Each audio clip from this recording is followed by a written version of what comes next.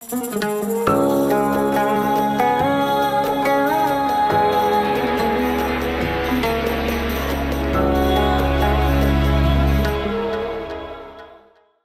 טוב פרנסואה. בוקר טוב.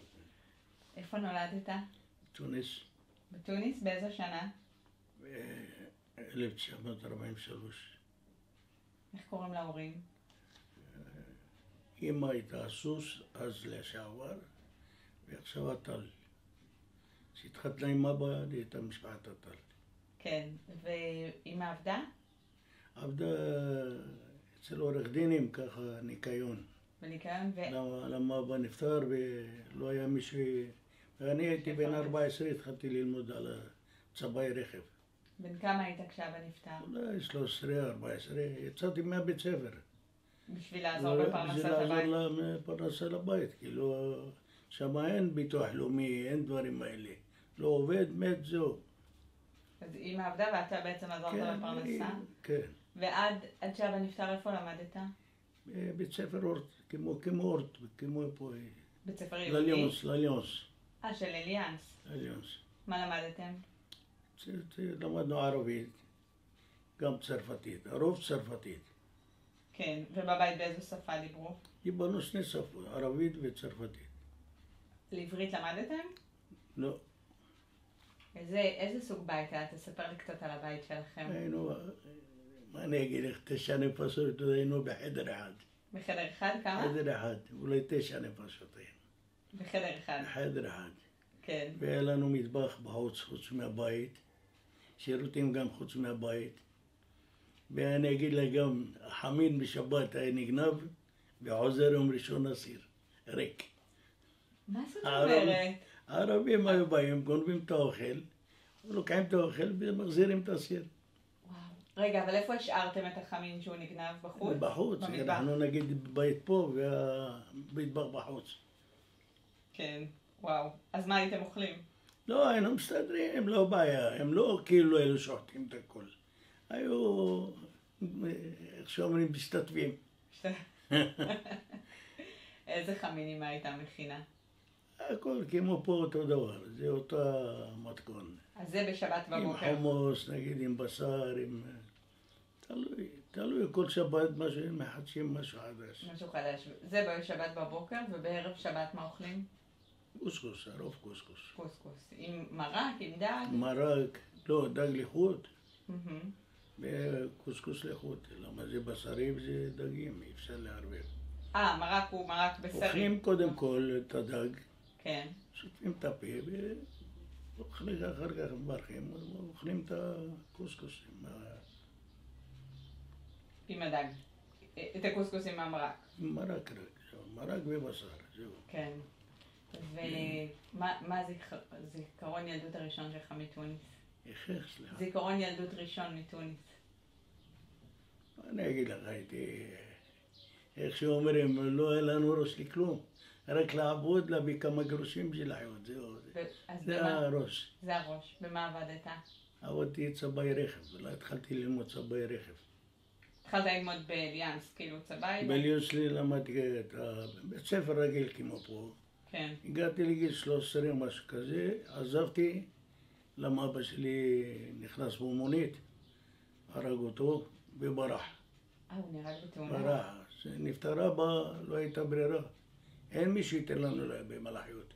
כן. אז אני יצאתי קצת לעבודה, ואמא קצת אצל עורך דינים וזה, והייתה שמשיה בבית כנסת.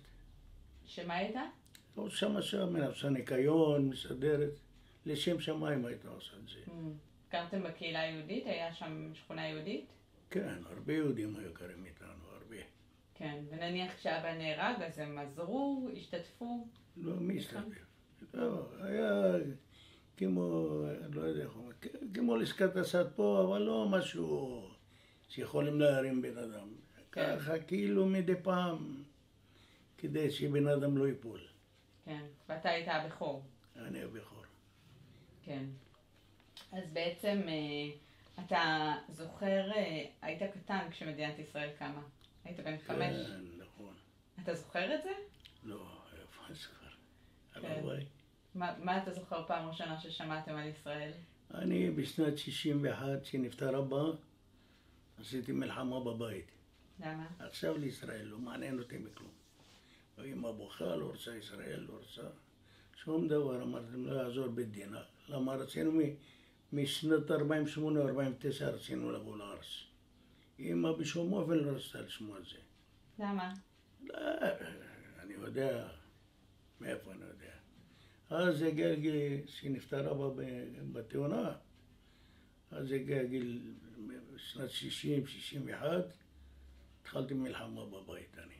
הייתי ילד, אבל מלחמה, עכשיו לישראל, לא מבין כלום.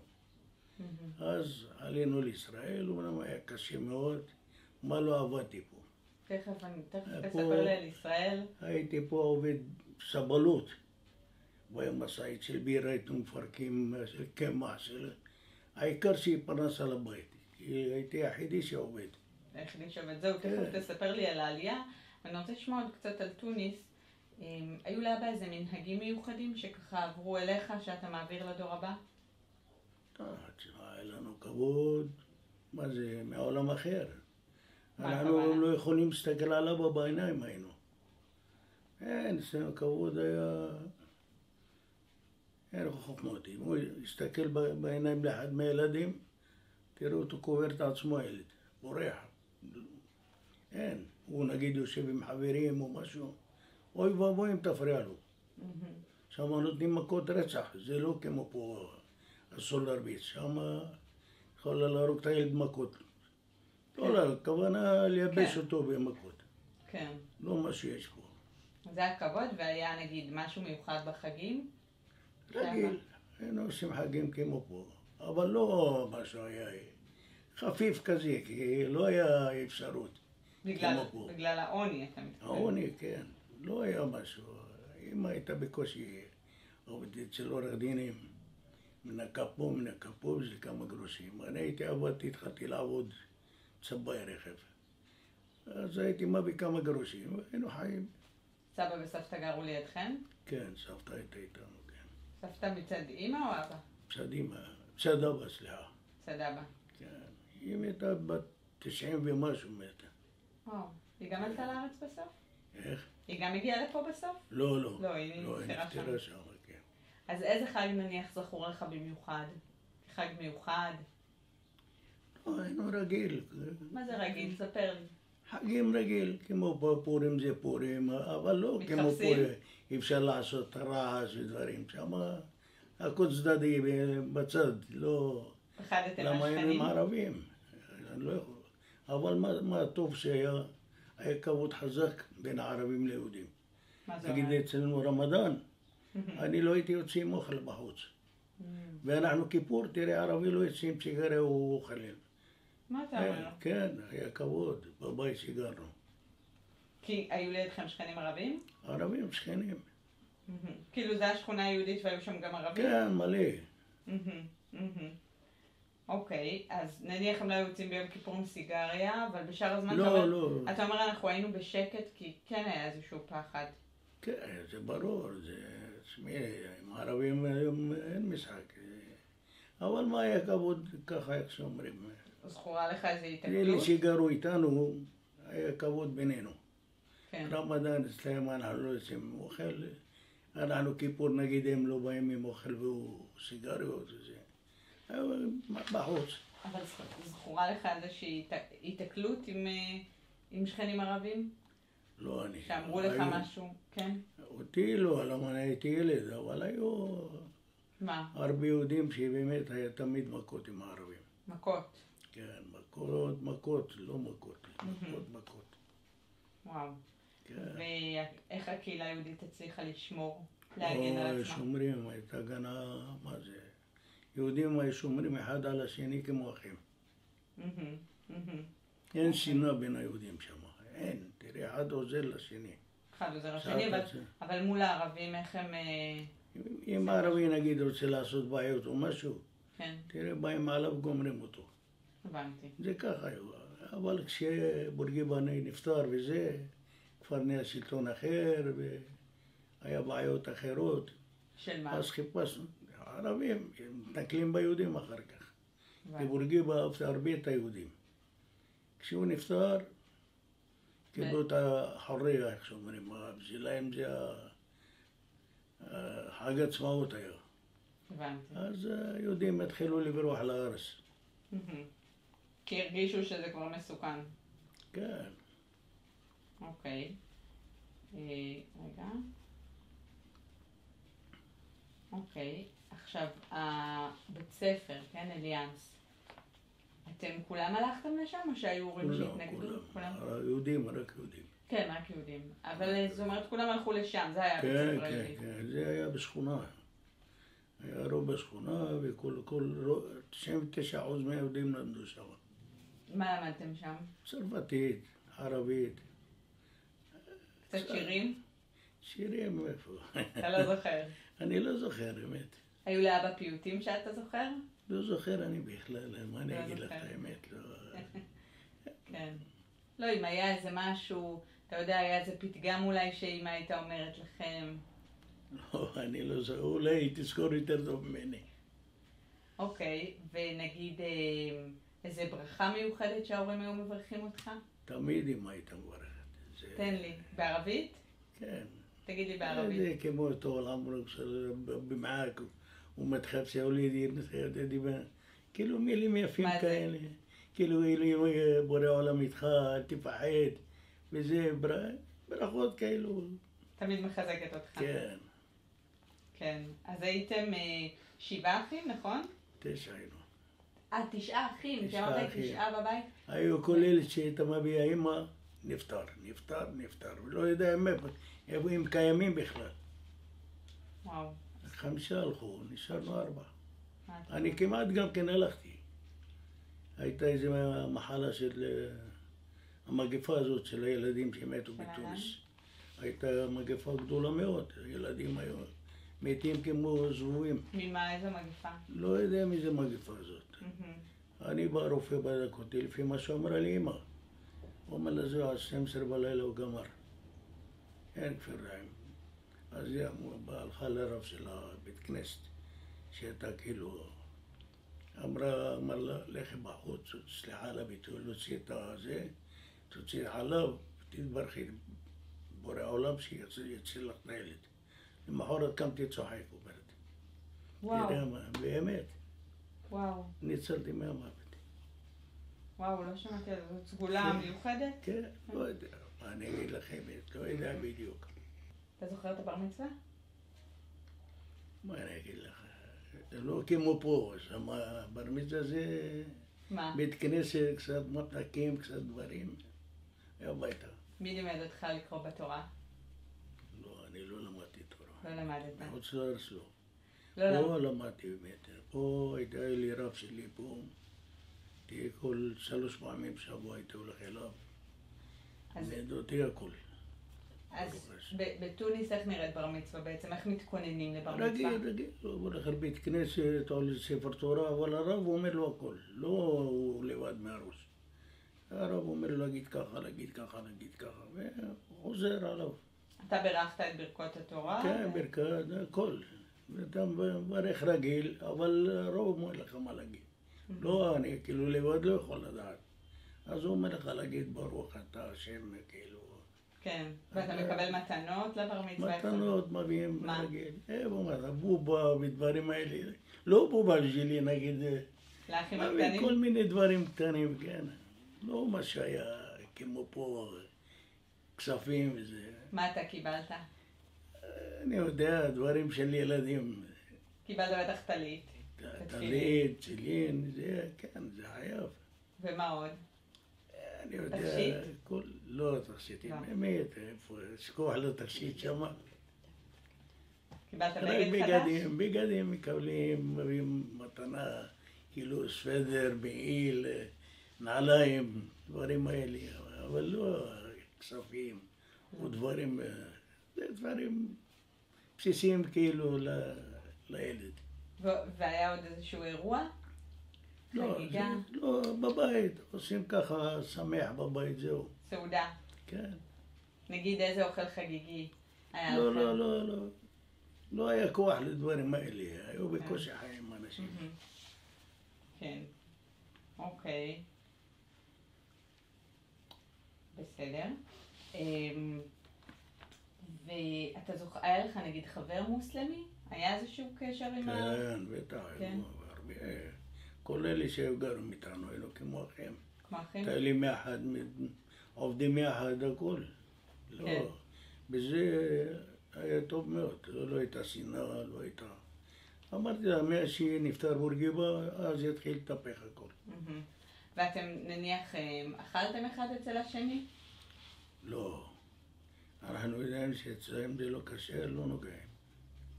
אבל נגיד עוגות קונים נגיד מאיזה חנות, שלמה היה הרבה חנות של יהודים מוכרים. הערבים גם קונים, יודעים שהיהודי לא אוכל.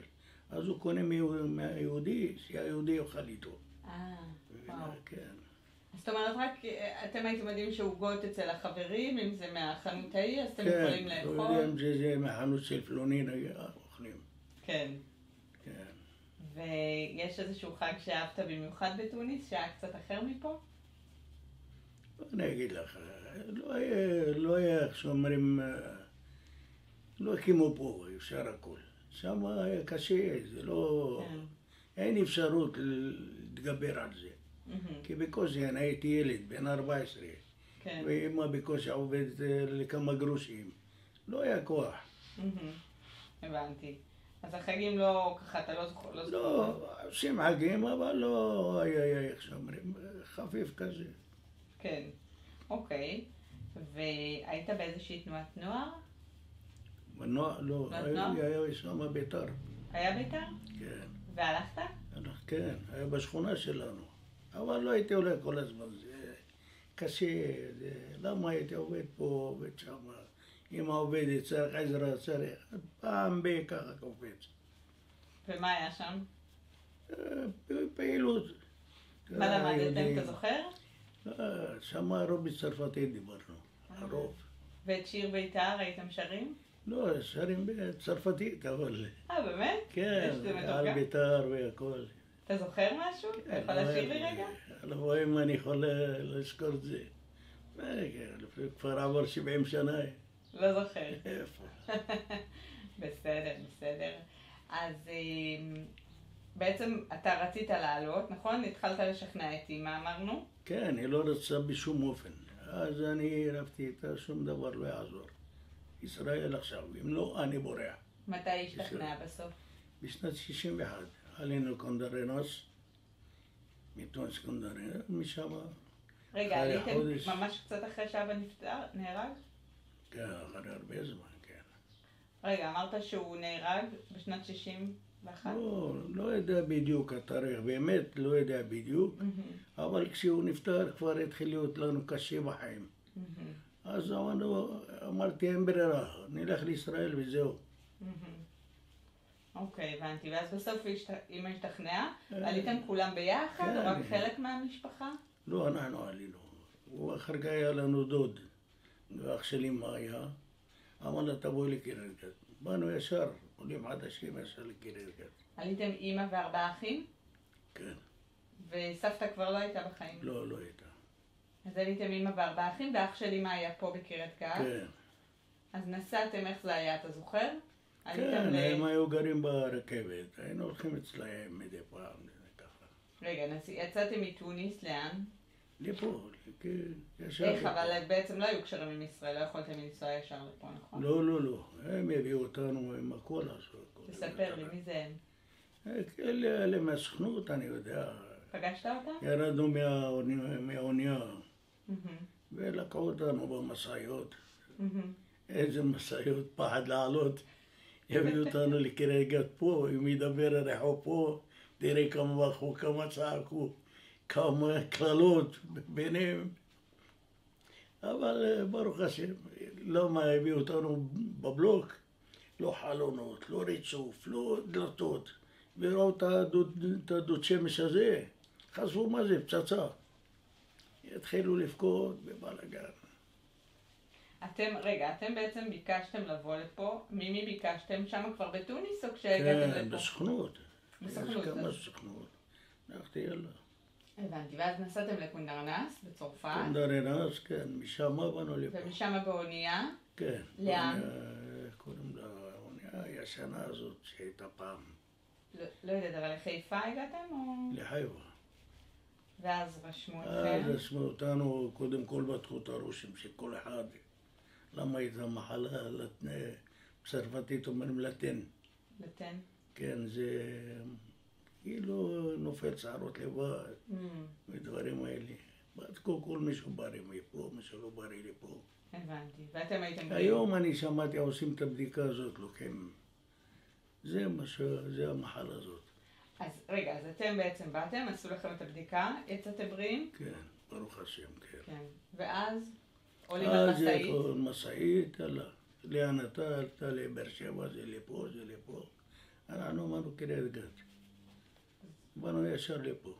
ישר בשנת 62. בבלוק הזה שלא היה לו חלונות ולא דלתות. אוקיי, והדוד היה גר קרוב? כן, פה 5 דקות בפורי.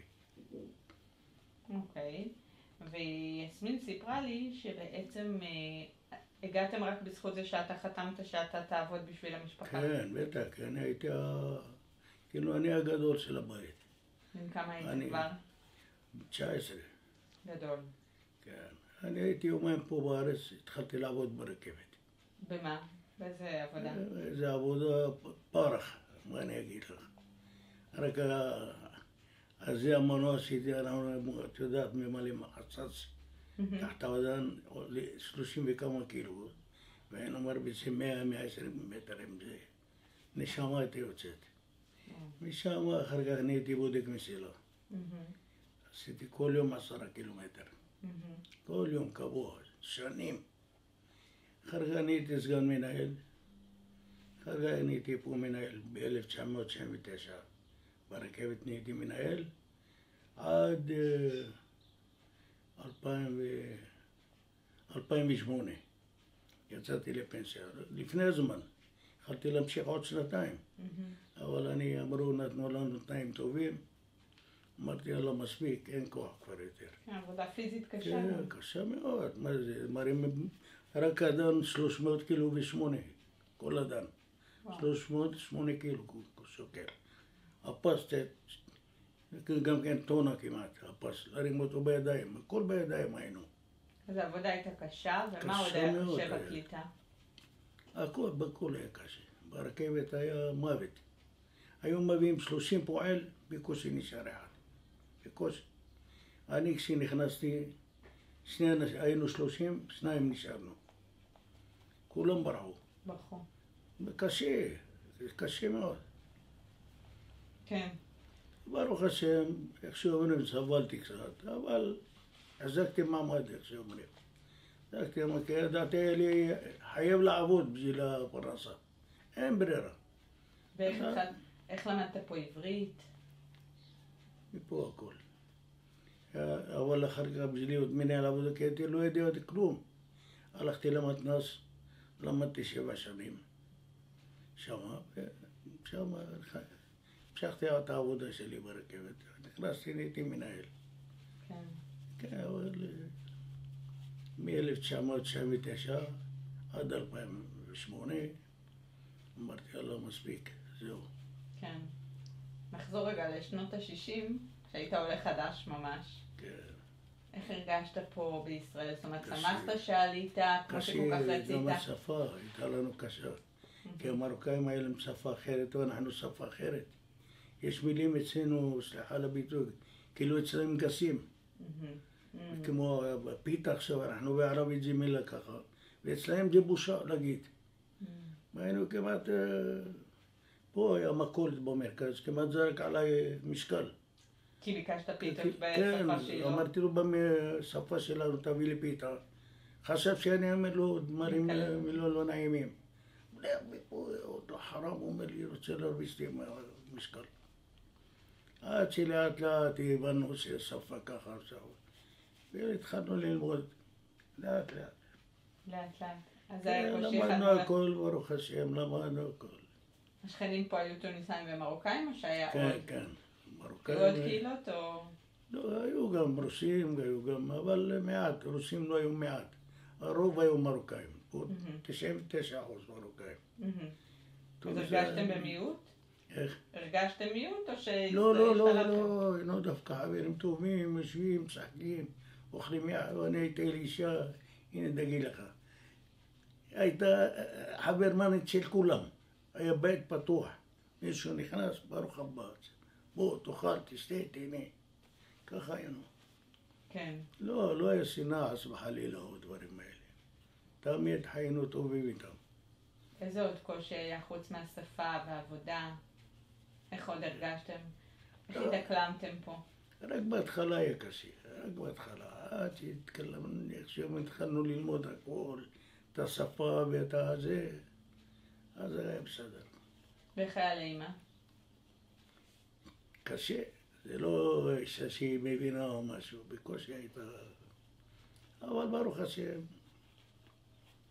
עבדה תקופה קצרה מאוד, אני חושב, במושב.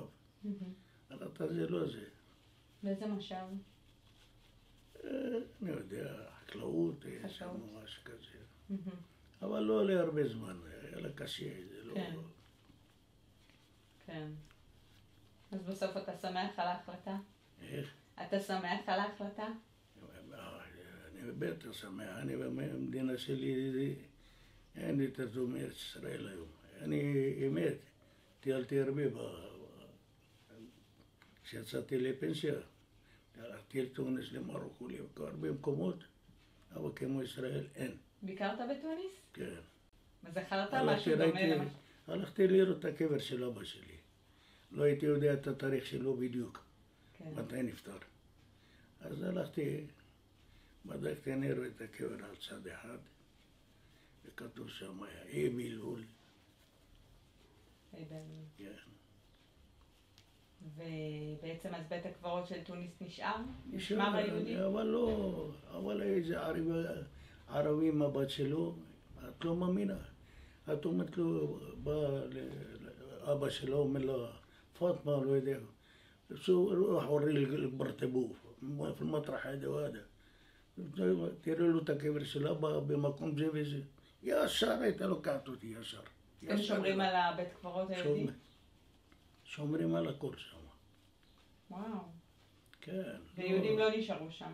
יש, מלא, יש בג'רבה. בג'רבה, אבל בתוניס? בתוניס אולי מעט יש. אין שם קהילה יותר? לא נראה לי, לא נראה לי. ומה קרה נניח עם הרכוש היהודי שהיה שם, בית כנסת, מקווה? לא, את החוש שהיה פעם. שם היינו חופשיים, היינו תצא באחד בלילה עם בעיה. היום מי יכול לצאת בלילה שם בדברים האלה? פחד. לא, אבל כל המבנים של הקהילה היהודית, מה קרה איתם? הרסו, שכונה שלנו שהייתי גר, יתחילו כבר להוריד את הכל. כנראה בונה מחדש הכל שם, לא יודע. אז זיהית משהו? ראיתי את הבית שהיינו גרים פה. הוא עוד עומד על צילו? כן, עמד... וכשיצאתם אתם יכולתם למכור אותו או ש... לא, ברחנו אנחנו. תן לנו רק לברוח מתוניס. ברחנו, לא רצינו להישאר בכלל כך משהו, רק תן לי לברוח. כן. בטח, זה כבר אין טעם להישאר, זה כולו נהיה ערבים, כולו בלגן. כן. אמנם לא פגעו ביהודים, לא... אבל עד היום לא נוגעים ביהודים. אבל בכל זאת אין אמונה. כן. אין אמונה, ערבי אין אמונה בו. כן. איך אתה, נניח, היית אומר שאתה מחנך את הילדים בעצם למה שאתה גדלת? או אחר? ילדים, ברוך השם, אנחנו כאילו למדנו את הטבע של אבא. הבן יודע שאני אצלי, לא יהיה אף אחד מה שהם מולי. אבל יודע שאני כועס אם אני רואה אותו. לוקח, היום נהיה חופשיים יותר, לא מה שהיה. כן. היה לה כבוד, היה הרבה ביני לבין הילדים. הרבה כבוד היה. כן. אבל ברוך השם, כולם מסודרים, תודה לאל. כל אחד נשוי עם ילדים. ויש ככה משהו שהיית רוצה להעביר לדור הבא? אתה יודע, אנחנו מקליטים, ישמעו אותך ככה בראיון, משהו איזשהו מסר שחשוב לך להעביר? אני אגיד לך, לבוא אם ילכו באותו התנהגות של ההורים שלנו. הלוואי אם היו הולכים ככה, תמיד לא יהיה שום בעיה במדינה, אבל מה לעשות, פה יותר מדי חופשי. זה לא מה שיש כמו צרס. אז אני אומר לך, את לא יכולה להסתכל עליו בעיניים.